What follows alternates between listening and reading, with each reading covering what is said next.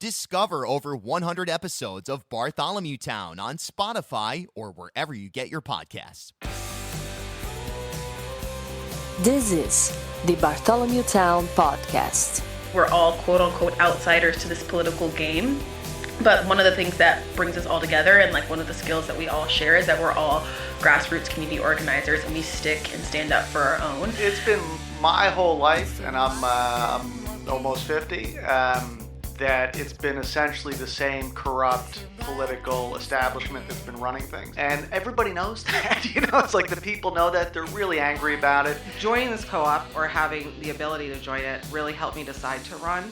Welcome in to another edition of the Bartholomewtown Podcast. I'm your host, Bill Bartholomew. On today's episode, I sit down with members of the newly formed Rhode Island Political Cooperative. I'm Maggie Kain, running for State Senate, District 37, South Kingstown and Block Island. I am Tiara Mack, running in District 6, representing Providence. And I'm Matt Brown. I'm not a candidate, but I'm co-chairing the effort and doing what I can to help the candidates. Okay, right there, voices of the members of the Rhode Island Political Cooperative that join me for a roundtable discussion, kind of breaking down what it is that they're up to. What exactly are their goals? Who's in their camp? Who are they trying to pull into their camp? And can they realistically compete in 24 or so Democratic primary races statewide, running under a unified banner? And all of that, of course, leading to, if they are successful, what's the goal? Are they looking for what I coined a new bloodless revolution? The bloodless revolution, of course, you date back to the 1930s. Very long story short, it's essentially when the Democratic Party took control of state government here in Rhode Island, state politics as a whole, and really haven't relinquished it since. We've seen challenges, in some cases, from conservative Republican bases. In particular, the 1980s, we saw the rise of the Rhode Island Republican, right? And in this last election, we saw some significant challenges and in some cases wins by progressive Democrats, particularly on the General Assembly level. And that's where it seems much of the effort of the Rhode Island Political Co-op will go. So I wonder, will that be an attempt essentially to implode the current state structure of power, the current state power players largely rested in what you might describe as the institutionalist component of the Democratic Party? So big questions there. It also reminded me of an episode from earlier this year on Bartholomewtown, Stephen Smith, the West Virginia Can't Wait movement. Remember that? Now, there was a statewide organization rallying around candidates in a variety of races under a unified banner. Hey, we're challenging the institutionalist power structure, and we're not going to back off until we've essentially toppled that. So, big-time goals. Are they attainable in Rhode Island? Stick around in just a few moments. My conversation with members of the Rhode Island Political Cooperative. All right, it's back. Now through November 3rd at Roger Williams Park Zoo, it's the Jack-O-Lantern Spectacular 2019 presented by Citizens Bank.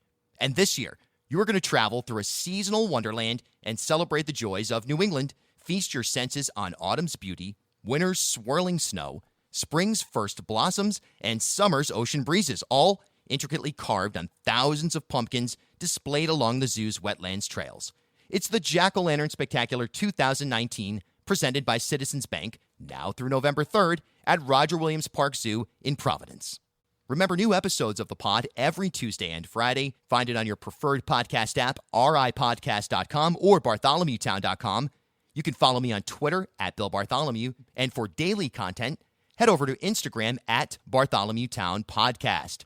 Okay, without further ado, my roundtable discussion with Tiara Mack, Matt Brown, and Maggie Kain of the Rhode Island Political Cooperative. We've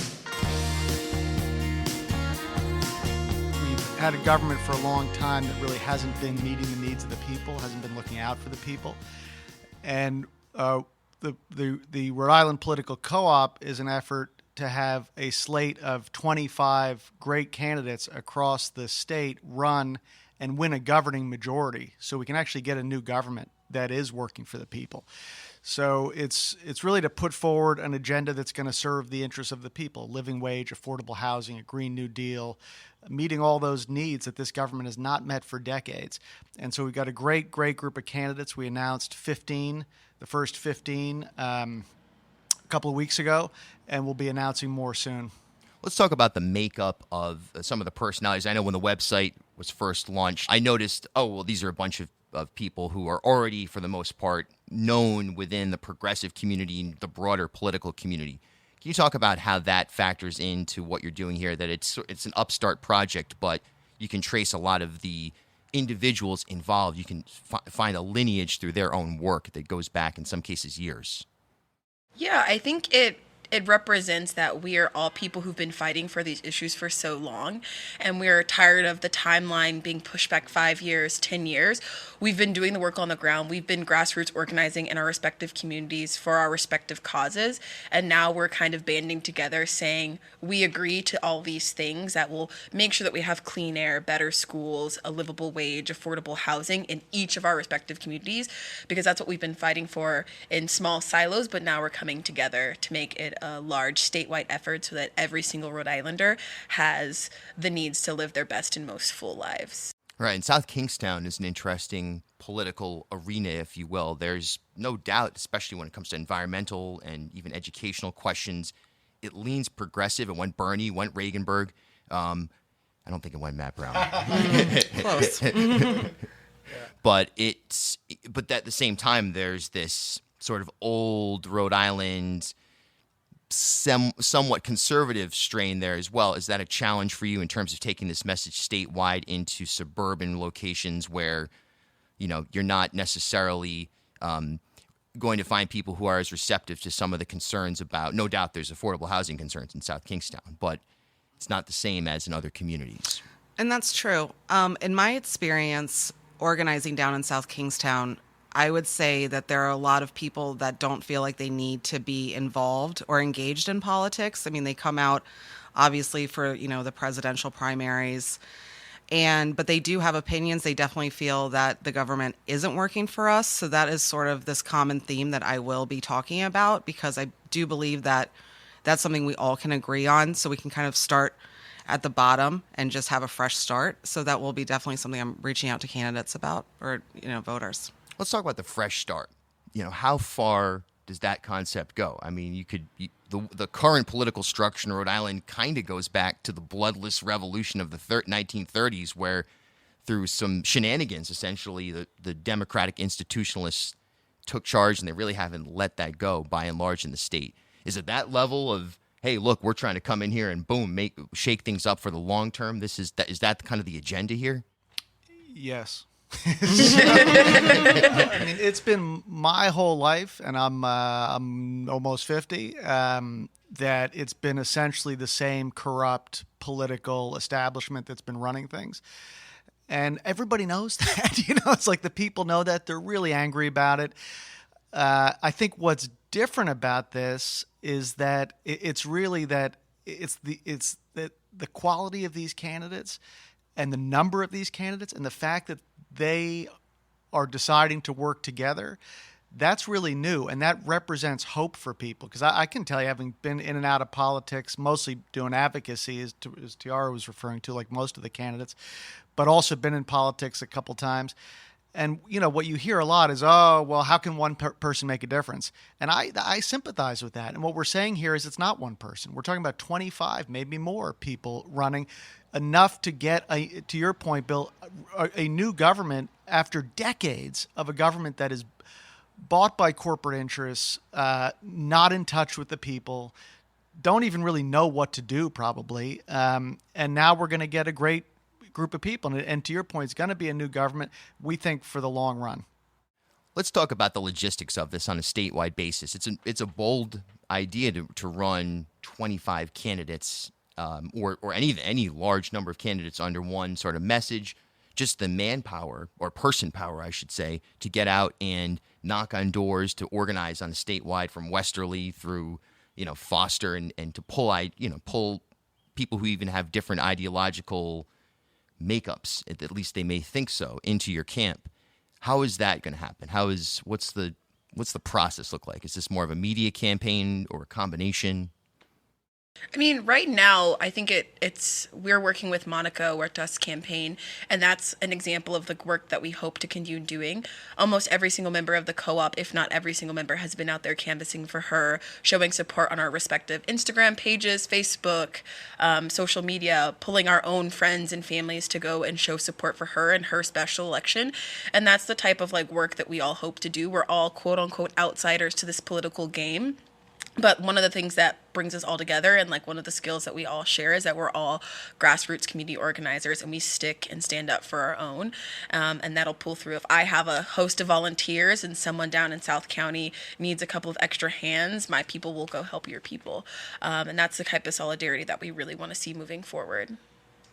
Do you agree with that approach? That's the strategy, sharing 100%. the most enthusiastic people who are in the state, trying to get them to work on a statewide basis. Yeah, absolutely. And I think that it will help in sort of the organizing of that when it does come down to the primary, because sometimes it ends up being so scattered and, a large amount of people will go to a certain candidate to help canvass where another person may not have any help at all. So we can sort of watch and see where we can send specific people.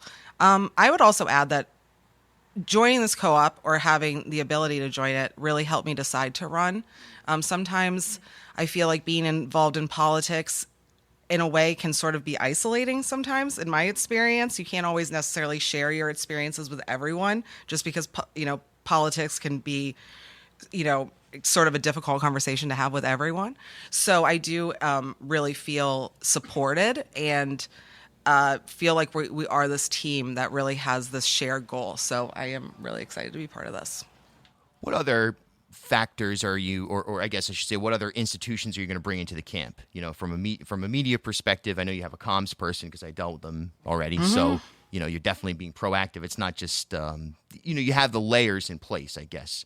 How else are you planning on engaging community members that, I always say, whether it's right, left, indifferent, how do you bring people who are outside of your camp into your world and get them on board in a way that can push you over the 35, 40, 45% mark in these types of elections?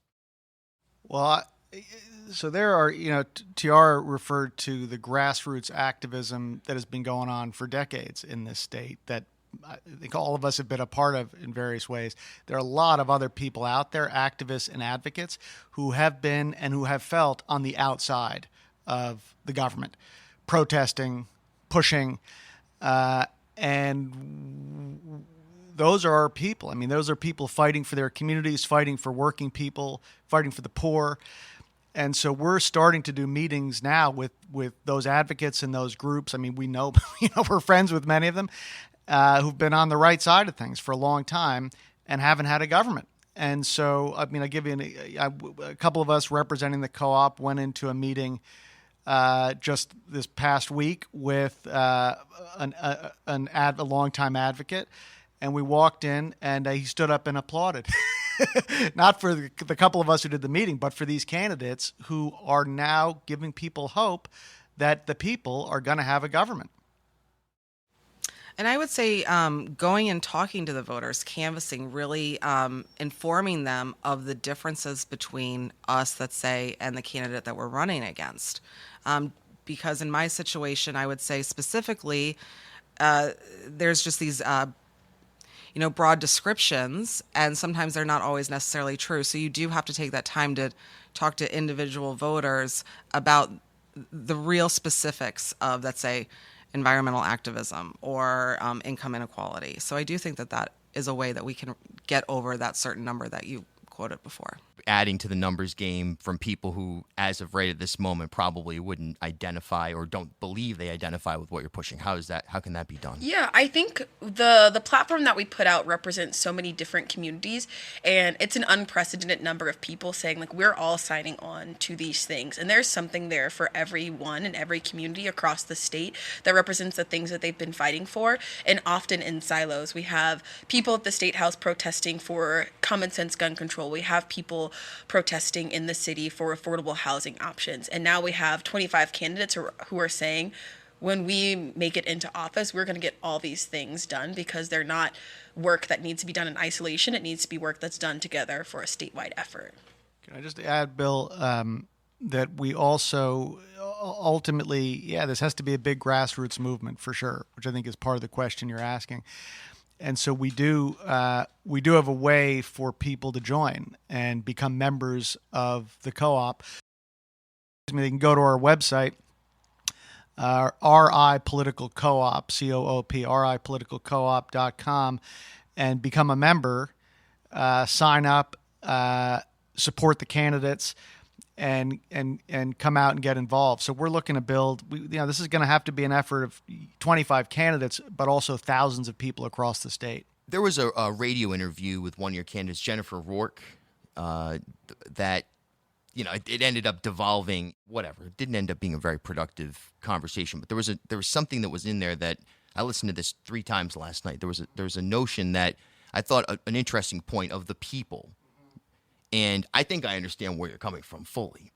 If someone could articulate that, what is the idea behind the people? Because there are definitely people who look at the platform and say, I'm of the people of Rhode Island, and I don't agree that we should work on affordable housing or we should work on these goals. I don't know personally where those people are coming from, but if you can just wrap a definition around that somehow and take your time if you want to do, it can be a one-word whatever it is, articulate that. Yeah, I mean, I don't think this is a very complicated concept. I mean, our government for a long time has really been controlled, steered by massive corporate interests. That's the only way you can explain the fact that in this state, working people pay a higher tax rate than wealthy people. How does that make any sense? How is that fair? That's that power of the corporations and the money in our political system is the only way you can explain why when we have an affordable housing crisis, the government doesn't do anything about it, and they give massive tax breaks to out-of-state luxury condo developers. So you just go down the line. I mean, we know what's happening with climate change. Why do we allow the expansion of fossil fuels in this state? It's the power of that money. And look at the incumbents and look at how much money they take from corporate PACs and corporate lobbyists. The co-op candidates all pledged to take no corporate PAC money, no corporate lobbyist money, and no fossil fuel money. So the people really are the people. This is not some people or the other people. It's all the people, as opposed to corporate interests and a very small group of connected, very wealthy people who've had all the power for a long time. Yeah, and I think it also speaks towards the historically marginalized communities whose voices haven't been heard and haven't been represented.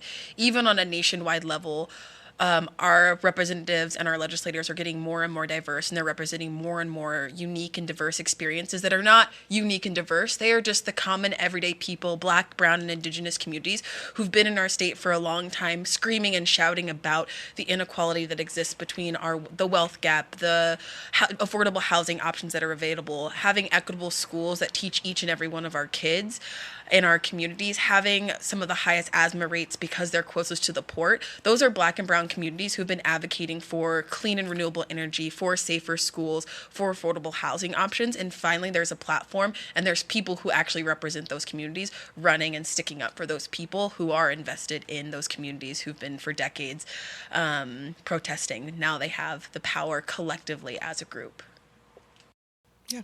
And I mean, the people I do think that there's this common theme of the government is not working for us. And that's something that most people in Rhode Island can agree with. So maybe they don't necessarily agree with everything that's on our platform, but they can recognize that the burden is falling on them and not necessarily corporations. And they can recognize that and maybe find a way that they can either support us or learn more about these issues to understand them fully. Do you see any kind of bridge? For example, I was at the Trump rally, or he wasn't there, but the whatever it was, Rhode Islanders for Trump on Saturday, and I was there observing it and kind of watching a lot of the people who were there. They seem to have a similar position where they're saying, wow, the government doesn't work for us. A lot of the same general basic ideals. Of course, they have, in many cases, radically different worldview, I guess.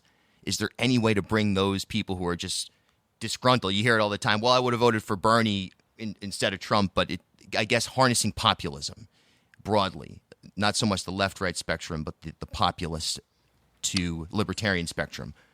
Is that something you see there's possibilities for? Well, I do think that Trump, I think we do have to think of Trump more as a symptom than as a cause. You don't get a person like Trump close to the presidency unless people really are very, very upset and have essentially given up.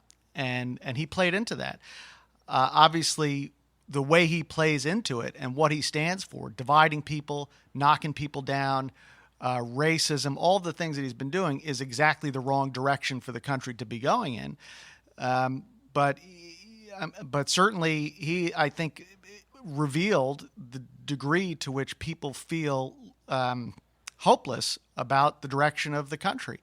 I think what the co-op is doing is offering a real plan and hope that's based on justice, that's based on community, that's based on American values. We're taking our message to everybody across the state.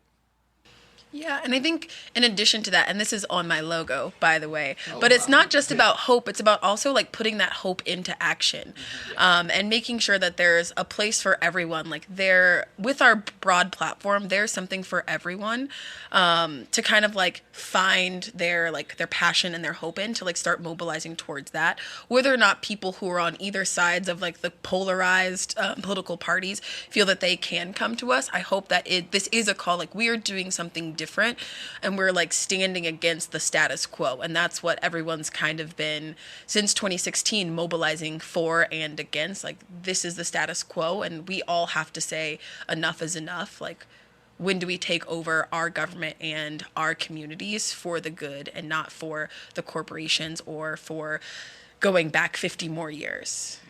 Mm-hmm. And I would say, I mean, I just saw it was, obviously on Instagram, it was, it's not a left-right dichotomy. It's us versus oligarchies, right? So I do enjoy seeing things like that because it helps me understand that there needs to be more conversations. And I think that the co-op is also different because we're the active reaching out to voters, right? And engaging them and having discussions so that voters can be a little bit more aware of, let's say civics or what really happens at the State House. Because in my experience with people, let's say that I work with, they're not engaged. They don't feel that the government has anything to do with them. And there's not a reason for them to even learn about it. And these are young people, right? So I do think that the way that we will engage voters and actively try to reach them, which some of the people that we're running against may have gotten too comfortable and have stopped doing that to some extent, will help maybe, breach that gap a little bit between, let's say, us and a possible Trump voter. And that's an important layer here as well, because I feel like there's people who in Rhode Island voted Trump that I encounter, and then you hear them speak about it. Their worldview suddenly doesn't seem to align with Trump. Last 3 minutes or so, just specific issues in Rhode Island. I think we all here know that the Wyatt's an injustice on so many different levels. That's kind of obvious. I'm surprised to hear, for example, people defend the captain who drove his truck into the crowd. You know what I mean? At the protest.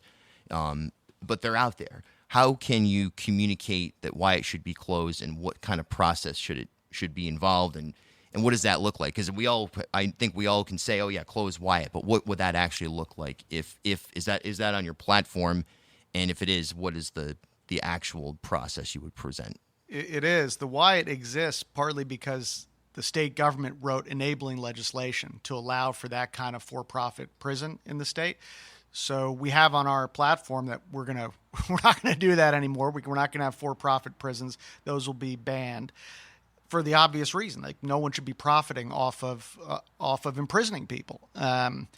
Number one. Number two, with the Wyatt specifically, and one of the reasons people have been out protesting it, is that the Wyatt is not only for profit, but it is participating in what is going to go down as one of the most shameful acts that this country has taken, which is the separation of families at the border policy, which is cruel and unjust. And the Wyatt is participating with ICE in that system.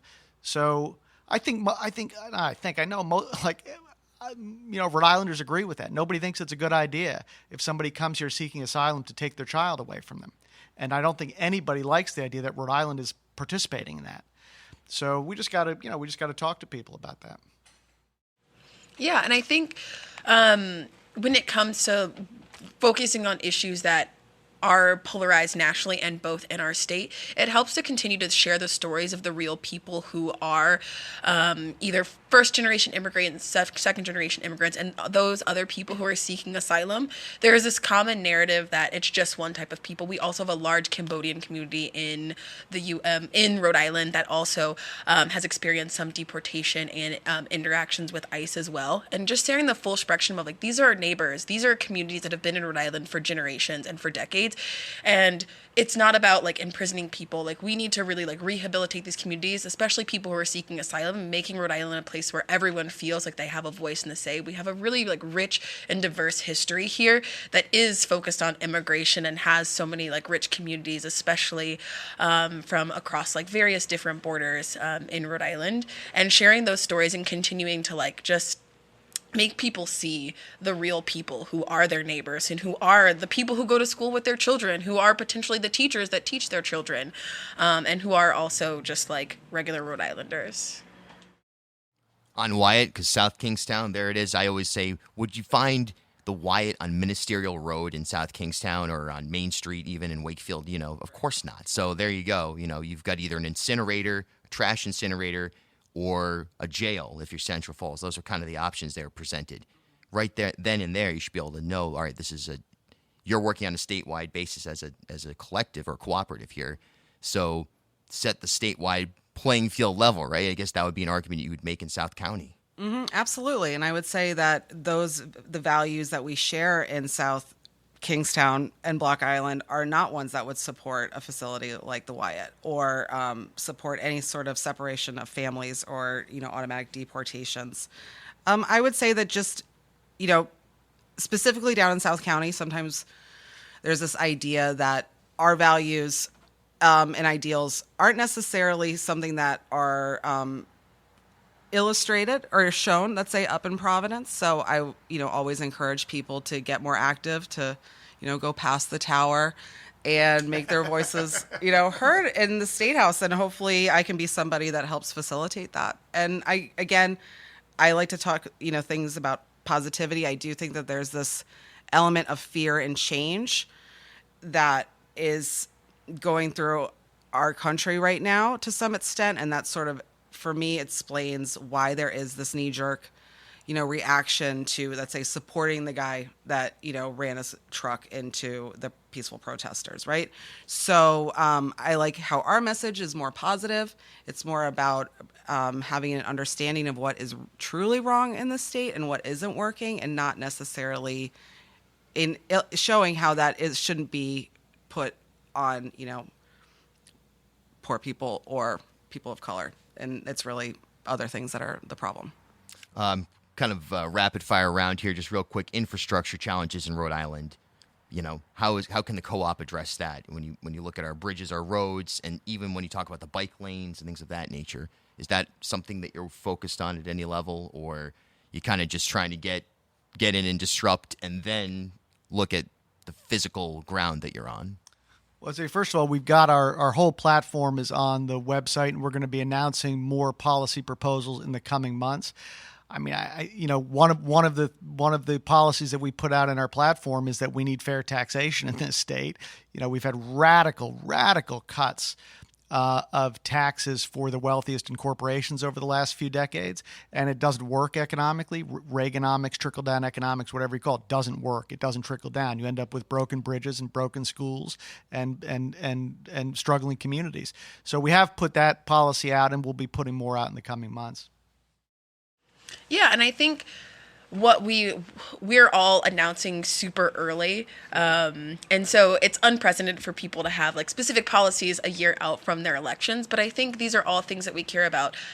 Being someone who rides my bike on these streets and drives my cars on these streets, and going to like my own like city council meetings, and like that's one of the biggest concerns, especially on my side of town. There are roads that people have been putting in for decades for rejuvenation, renewal, and just general construction, and then we have bike lanes that are made in places that no one in my community rides on, and there's roads that are and bridges that are made that who is moving to those parts of town. And so it's a real question of like listening to the actual people who are going to those city council meetings. But then there's also a year to lay out all those plans with this group. Yeah. But where's the next opportunity zone? Maybe it'll be somewhere, out in where we are right now, Elmwood, or somewhere that, the investors might not think of off the top of their head, so to speak. On infrastructure, let's also bridge into education, the general challenges facing the state in the last few minutes here. I mean, where does that start? SK is in pretty good shape, actually, but not relative to Massachusetts. So, right. And I would say specifically that education is sort of a hot topic down in South Kingstown due to the fact that there was a proposed closing of an elementary school that was defeated due to 4 women that ran for the school committee who were against that. And a lot of the problems end up is that there's a dropping rate of children that are enrolled due to the fact that younger families can't necessarily afford to live in South Kingstown, let's say. So then we find that the town is just, are going after each other, over this very specific thing because there's just not enough money, let's say, from the state to properly fund the schools. So there is this complicated issue, and a lot of it has to do with housing affordability and taxes. So it's a complicated issue, and I look forward to learning more about that. Last question, environmental issues here in the state, big time. I mean, you'd mentioned Washington Park. I mean, look at the asthma rates there. Come on, wake up. How do you get everybody on board from an environmental standpoint to protect the state that we have here, the natural resources in the state, with regardless of political background or thoughts of Al Gore? I mean, if there's anything that is not partisan or political, it's the fact that we need to be able to live on this planet, right? I mean, we need to be able to breathe clean air and drink clean water and have the planet not be too hot to live on and not be underwater. So, and I think, Rhode Islanders understand that. So I think the problem hasn't really been a lack of understanding about the environmental problems. There's a lot of understanding about that. It's that we haven't had a government that's putting forward a solution. And so one of the policies that we put out is a Green New Deal and 100% clean energy by 2030. That's just the baseline of what we need to do here and around the country. And Rhode Island ought to be the first or one of the first states to get there. We don't have any. We import essentially all of our energy. There's really no fossil fuel economy here. We spend $3.5 billion a year importing it. Why not create from the wind and the sun clean renewable energy and build a local economy here around that and create a lot of jobs? And that's what the Green New Deal is. So what's different is not that like we're telling people that there are environmental problems. People know that. But the co-op candidates have the courage and the vision to put forward an actual solution to it. Yeah, I think whether or not people want to or not, everyone across the country is talking about climate change in a way that they haven't before. We have our young people mobilizing in a way that is unprecedented. Even Jane Goodall, who just got a Peace Prize, quoted that the young people are really leading the charge in climate action. I was at the climate trek that happened, was that 2 weeks ago now? And just seeing so many young people, and as a former teacher, like watching the young people be empowered enough to take action. Like when I was in middle school and high school, I was not going to the State House to even talk about any issues. And now we have a whole host of young people empowered to take action and to really fight for the planet that they're going to soon lead and have to inhabit. And then we're doing the same as a co-op as well. We're making a bold proclamation that we need to hasten up the timeline. There's no clean energy by 2080, and that's the quote-unquote practical timeline that everyone, well, it takes time. And these things don't have to take time because we don't have time to wait. And if we have enough people saying that we can have wind turbines, we can have water energy, we can have solar power in Rhode Island, then we can get it done in a shorter timeline. And, of course, South Kingstown, I mean, look at the ocean mist in Matunic. It's about to continue to erode. Every time I go to the ocean mist, every time I performed there, I'd always go stand over the water on that deck and say, wow, this could be the last time I was here. No joke, not an exaggeration. So it's not like a hard sell in South Kingstown, right? No, absolutely not. Absolutely not. No, the majority of people there do believe, obviously in climate change, and believe that it's an imperative that we work towards protecting any sort of inevitable change that Rhode Island faces. I would say that I'm emphatic about the fact that the state should not invest in any new fossil fuel structures. And I think that is sort of, it's like, where do we stand? Where do we spend the money? Where do we invest? And spending that on any sort of fossil fuel infrastructure is a sign that no one is thinking forward or has any feeling of that we need to do something quickly, because this timeline is, coming closer and closer. I think I read in an article that Rhode Island is one of the states that we are experiencing the largest increase in how hot it is, right? Just behind right? Alaska. Yeah. I think that's the only other state. State So I think that making that clear to voters and making them understand what, are the signs that what's going on in the State House, is this just sort of like little Band-Aids or symbolic gestures towards, creating a cleaner energy, and what can we really do to invest, for better jobs, for, a better future for Rhode Island. I would just one thing. And last year, they couldn't even do a symbolic gesture. They had a Green New Deal resolution in front of them, proposed just saying, we're going to pursue a Green New Deal. Not binding, just we're going to look at it. And they didn't even pass that. So we need big, big change.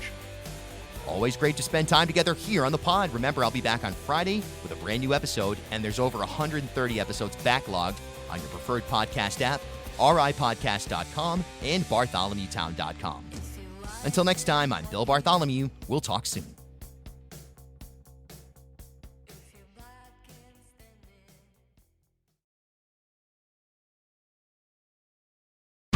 At HealthSource RI for Employers, we provide access to health insurance to more than 1,100 local businesses and nonprofits, and 96% of them renew through us every year. Maybe it's our choice of 19 different health plans, our 10 years of customizing solutions, or our one local team of dedicated experts helping employers find quality health insurance. See how our numbers stack up for you. Learn more at healthsourceri.com/employers.